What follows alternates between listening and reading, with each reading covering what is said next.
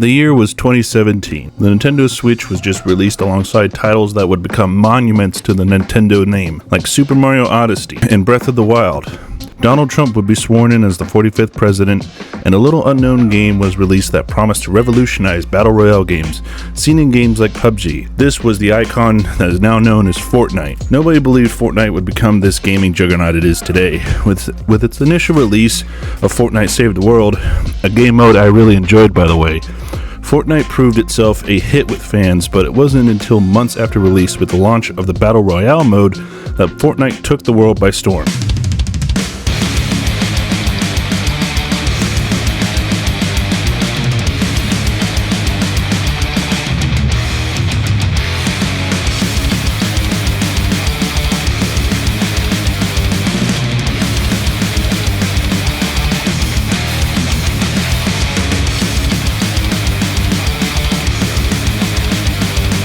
It was everywhere. Fortnite was pulling in celebrities, and streamers dedicated their lives to the game. Nobody knew who Ninja was until Fortnite.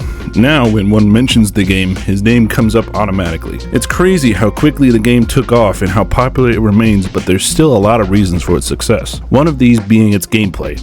Like a mixture of survival and action, Fortnite distinguishes itself apart from the competition and is unique in the Battle Royale genre in how it portrays the map and how casually friendly it is compared to the other Battle Royales. But is there any strategy involved in the gameplay? Are there certain ways to approach fights that are superior to others?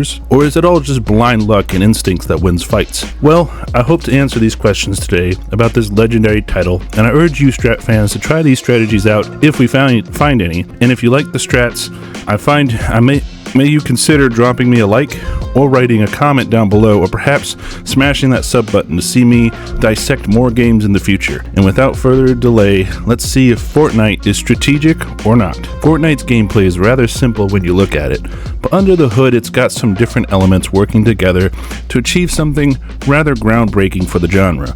This comes from the unique ability to shape the environment to your needs in the form of building. Now, they added a non-build mode recently, as the build mode gives an unfair advantage, some say, to builders. But I say that it's merely a lack of skill in building that leads players to protest, as building is a unique strategy taken by players to gain an advantage over their opponents. Take, for instance, this scenario. Two players in a build session encounter one another, and while one builds up a fortress, the other takes cover in the foliage. While both tactically sound moves in response to engagement, the one who uses resources to build his cover can gain a better advantage because he manipulates the terrain to gain height, angle, and perception advantage over the guy on the ground. This allows the guy up top to get a better line of sight to his target, better stability, as he's not moving around to avoid incoming fire, and better perception as higher up he can see any additional threats coming or back up and can strategize their response accordingly. While it can be effective as a strategy and many people have gotten proficient at creating their bulwark lightning fast, they often leave their structure weak at the base, which can leave an opening for the player on the ground to exploit. The trick to this is put down a more structurally sound bottom piece like metal to fortify your base, or create more base pieces to shore up your base. This means the guy below has to focus fire on the structures instead of the fella up top, giving him another advantage. This tactic, as you can see, is very effective in single engagements, but it's prone to being weak to multiple opponents, as others can scale your fortifications or focus fire on your base to bring you down. In no build mode, strategy is a little more bare bones. As you can't build your way to a height advantage, you have to use cover and be aware of your surroundings to get the drop on people. Using your surroundings, destroying certain buildings to clear the way, or taking advantage of NPCs for support. These NPCs you can recruit on the map to provide fire support, healing, defensive items, or various other ways to improve your chances of survival, as well as giving you another teammate for them to shoot at, giving them a distraction as well. These can be great tools to tip the scales in your favor. This grounds the gameplay compared to build mode's more outlandish strategy. The no build mode strategy is more in line with typical BG strategy of survival, staying out of sight, steadying your aim, and head on a swivel. This mode and build mode do have one thing in common. as you have to hunt for better weapons, but this is part more to RNG based systems than strategy based, as it's pure luck what weapons you can get from chests or missions. Some weapons are better than others, but mostly they each serve a certain role, and I think a good strategy is to have a nice variety of weapons in your arsenal at all times. Like, you need a weapon to encounter long distance enemies, medium distance, and short range distance as well. You know, that way you can cover all your bases, maybe throw in a nice healing item or shield item, maybe a special weapon as well to try to jazz up the gameplay. Fortnite is even more iconic with its weapons, and more specifically the design of the weapons. From their simple pump action shotgun to the Scar, which is so popular children toys have even been made its image using Fortnite's logo. It's even a meme that kids only know the Scar from Fortnite and not the actual military weapon it's based on. It's just crazy how insane Fortnite's popularity is. All that aside, there's a reason why this weapon is so iconic, because in game it's very powerful. Assault rifles like it range from 30 to 36 damage with a decent fire rate and are a good choice for mid to long range fights. This weapon type, whether it be the Scar, the bullpup, makeshift, or whatever type, is solid. These others just have only minor changes that don't really affect the weapon's effectiveness too much. Secondly, a good close to mid-range weapon to have is of course the shotgun. In particular, I believe the tactical shotgun is superior with its bigger hit points, hitbox, and faster rate of fire.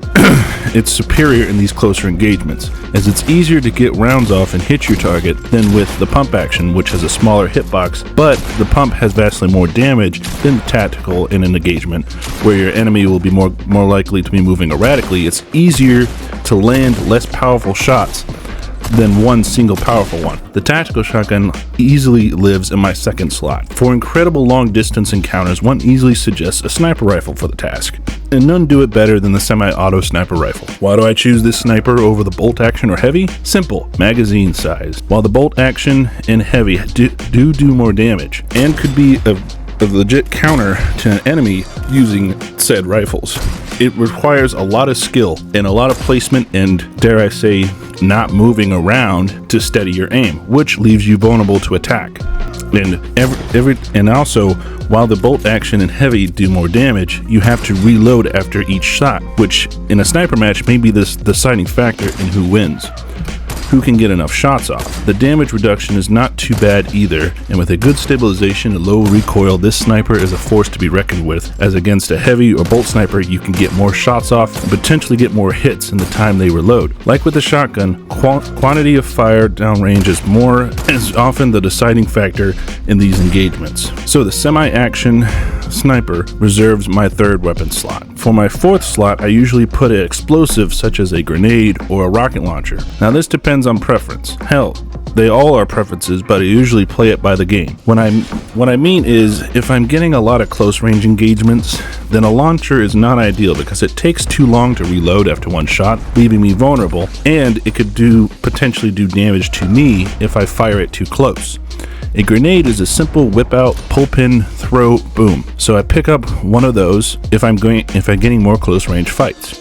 Now the grenades aren't effective over long distances, so if I'm getting more long range fights and I need to take down a structure or a group of opponents, then I'll pick up a launcher to shoot down range. These options offer a nice tactical advantage against buildings in build mode, as well as groups of opponents, and they can easily get people to back off you, as it's always wise to bring one or a special weapon that acts in similar ways. Finally, my last slot is reserved for utility. As my combat needs are covered by the previous four, I must use my fifth to store either life-saving health items like medkits or spray, or shield items like jugs or canisters. It's up to you what you'll bring, as they both provide defense, but to me, it depends on the mode. If I'm playing no build, which provides a rechargeable 50 points of shield, I'll bring a health option because I have shield that will always recharge. However, if I'm in build, I found at least if in my play sessions that shield potions spawn more than health potions, so I usually bring shield, particularly the small ones, as they only take a few seconds to apply 25 shield, and you can get 50 in no time. This allows you to get back in the fight longer, and it doesn't leave you vulnerable that long. So it's up to y'all. but for me, that's the options I take. As you can see, I've plotted my ideal build very thoroughly. While I use this, it's definitely not definitive, as new weapons that add fantastical abilities keep arriving in Fortnite that shakes up the gameplay, the traditional gameplay.